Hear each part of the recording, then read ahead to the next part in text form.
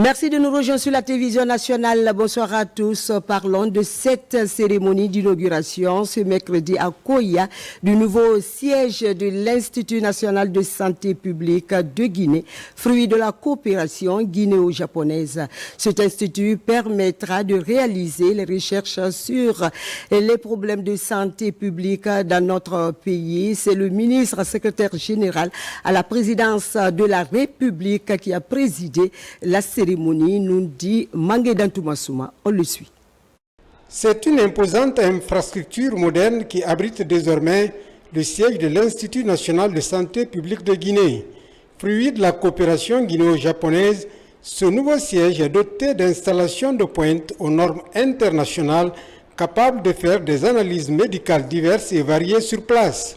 Le nouveau siège de l'Institut national de santé publique abrite un bloc de laboratoire entièrement équipé ainsi qu'un bloc administratif comprenant des bureaux et des salles de conférence. Ce centre est conçu pour être un pôle d'excellence en recherche, en formation et en diagnostic, contribuant ainsi à des solutions innovantes et durables pour notre système de santé. La seconde phase de ce projet, qui va débuter dans les mois à venir, prévoit la construction d'une biobanque nationale, d'un bloc logistique et de logements pour le personnel. À la faveur de cette cérémonie inaugurale, le diplomate nippon rappelle les contours de ce projet entièrement financé par son gouvernement. Maintenant, les infrastructures sont là. La prochaine étape, n'est-ce pas, de ce centre, c'est comment fonctionner, comment mieux fonctionner le laboratoire. Donc, c'est pour cela on est en train de discuter avec Tokyo, n'est-ce pas, donc d'envoyer la possibilité d'envoyer des experts pour, n'est-ce pas, contribuer, pour l'aider côté guinéen, pour mieux gérer ce centre-là. Vieille de plus de 60 années, la coopération entre la Guinée et le Japon a enregistré des résultats positifs sur le plan du développement socio-économique de notre pays. L'information, c'est aussi la célébration par la communauté internationale, la journée internationale de l'écrivain africain, une journée qui vise à mettre en lumière les écrivains, mais également les œuvres littéraires en Guinée.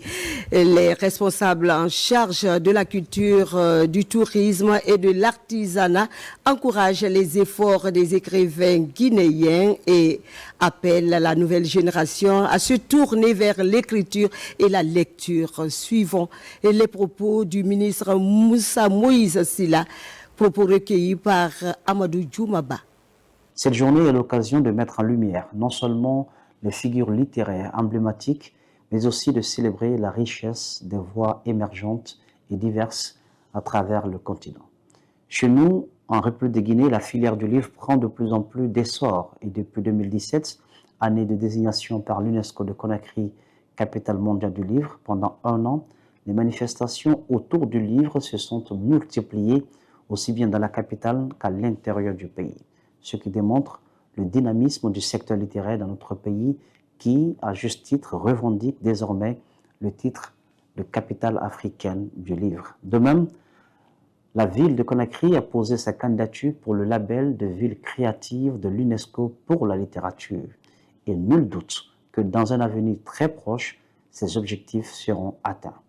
Les auteurs guinéens ont grandement contribué à la naissance et au développement de la littérature africaine, aussi bien d'expression française qu'anglaise, arabe, espagnole ou portugaise. Cette tendance doit se poursuivre et nous sommes heureux de savoir que la Guinée n'est pas en reste dans ce combat.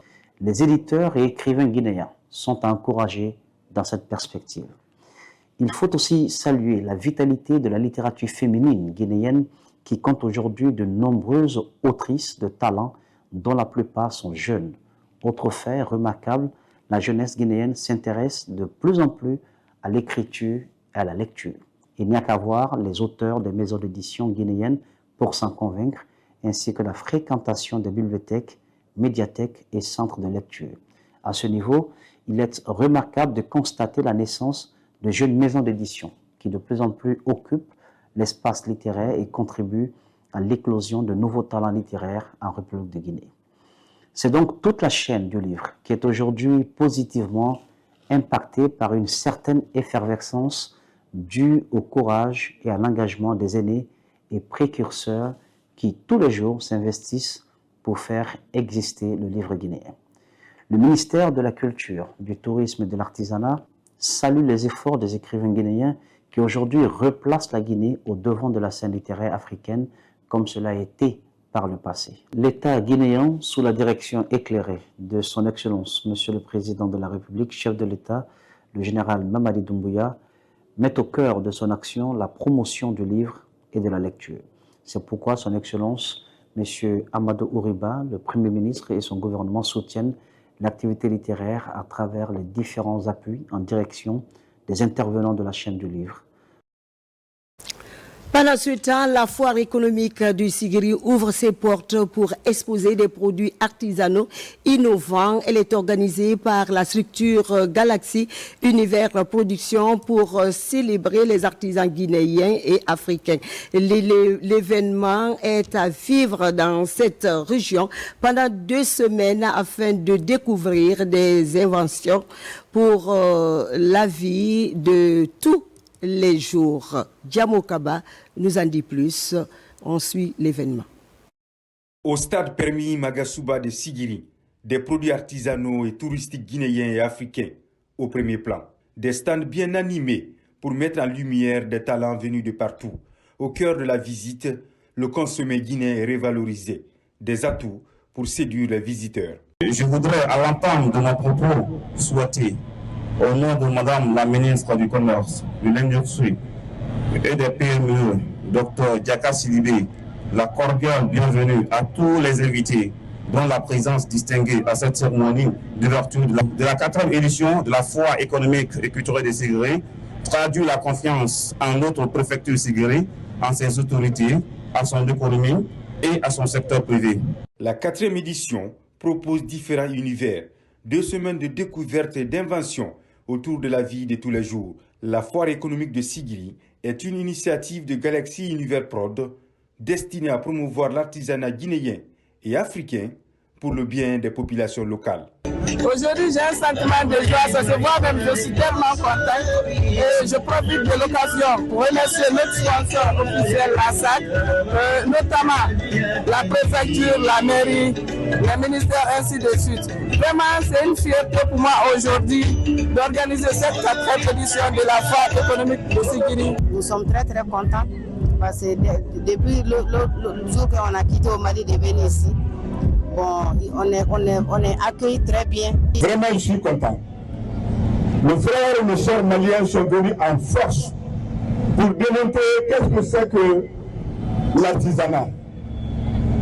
Je ne me suis pas empêché de payer des colliers, des boubous, des chaussures et tout ce qu'il faut en souvenir de cette foire. La rencontre a une touche artistique pour célébrer des exposants en musique. Sur scène, des artistes locaux pour rappeler l'importance de vivre ensemble à travers la culture. À présent à Boké, où les élèves vulnérables de la région viennent de bénéficier des kits scolaires. C'est un don composé de sacs, de cahiers, de bics et de livres. Ce geste est du département en charge de l'action sociale. L'objectif vise à accompagner ces orphelins en vue de commencer les cours dans de très bonnes conditions. Le point avec Younoussa Tawel Kamara, Mamadou Mara et Bintou Touré. Après avoir identifié les enfants vulnérables dans les 5 préfectures de la région de Boké, l'heure est à la remise officielle des kits scolaires aux bénéficiaires. Ici, des enfants pensionnaires des centres et des orphelinats de la région. Venus nombreux en compagnie de leurs encadreurs dans la cour du gouvernorat, ces enfants privés de la chaleur parentale de la préfecture de Boké reçoivent leur fourniture scolaire en vue de commencer les cours. Nous sommes là aujourd'hui pour remercier le gouvernement pour ce qu'il a fait pour les enfants. Nous disons merci. Merci beaucoup pour tout ce que vous avez fait. Cette activité est une matérialisation de l'engagement de Madame le ministre de la promotion féminine de l'enfance et des personnes vulnérables à l'occasion du mois de l'enfant, où on avait instruit à tous les régionaux d'identifier un nombre d'enfants déscolarisés ou non scolarisés. la région de Bokeh a pu identifier 504 enfants. C'est pour respecter ce qu'on appelle l'égalité de chance de tous les enfants. Cette initiative du président de la République à travers le département en charge des personnes démunies qui vise à assister ces enfants en cette période d'ouverture des classes galvanise à plus d'un titre les autorités administratives. C'est un sentiment de satisfaction. Ici, nous ne pouvons que remercier les donateurs par rapport à ce geste. Nous comptons vraiment garder soigneusement le kit qu'on vient de mettre à notre disposition et ça arrivera aux bénéficiaires. Cela rejoint la vision du chef de l'État quand il disait qu'il faudrait que les ressources du pays bénéficient d'abord des fils du pays. Et cela est un sentiment de satisfaction pour nous, autorités administratives, mais aussi pour toutes les communautés, que ce soit les vieux, les sages, les femmes, les enfants. Au total, 504 enfants vulnérables des préfectures de Bokeh, Fria, Boufa, Gawal et Koundara vont bénéficier de ces kits scolaires qui seront distribués par les cadres de l'inspection régionale de la promotion féminine et de l'enfance de Bokeh. Religion pour finir, sur initiative des jeunes pour le développement de Guékédou, des religieux étaient réunis à la grande mosquée de la commune urbaine. Ils ont lu le Coran en faveur du pays et ont appelé les populations à œuvrer pour la consolidation de la paix, la cohésion sociale. On regarde ce reportage de Sa Amaraton. Suivez. À Guékédou, les nombreux chantiers enclenchés par le CNRD à travers le pays retiennent l'attention des populations. À la grande mosquée de la commune urbaine, le Saint-Coran est lu plusieurs fois pour soutenir tous les projets du président de la République, le général Mamadi Doumbouya. L'initiative est de l'Association pour le développement de Guékédou. Les ce projet du président Mamadi Doumbouya à Guékédou, tout Guékédou soutient Mamadi Doumbouya dans ses projets de développement de la Guinée, précisément pour Guékédou. Aux côtés de la jeunesse et de ses religieux, les autorités administratives et les forces de défense et de sécurité. Ce qu'ils ont fait aujourd'hui, vraiment, ça va tout droit dans mon cœur. Vraiment, parce que ce que le général fait pour la Guinée, même si tu réfléchis mal, mais il faudrait le soutenir. Donc, nous lui soutenons à Guékédou. Et dès que quelqu'un commence à dire, moi, j'ai pris pour Mamadi, même s'il doit dire un mot, nous serons là-bas. Tout ce que nous entreprenons dans la vie, là, sans les prières, on ne peut pas atteindre les objectifs.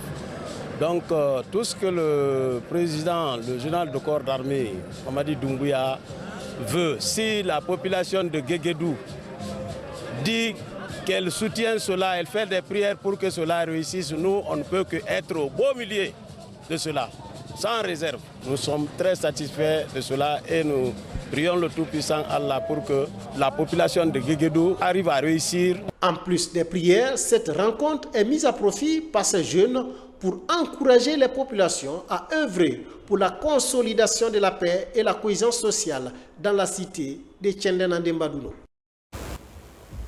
Et voilà qui met fin à cette édition d'information à la réalisation. Ça à Maratono sous l'œil vigilant de l'équipe technique du jour. Merci de votre fidélité. Prenez soin de vous et de vos proches car chaque jour est une vie. J'ai été ravi de vous servir. Très bonne suite de programme à vous et bonsoir.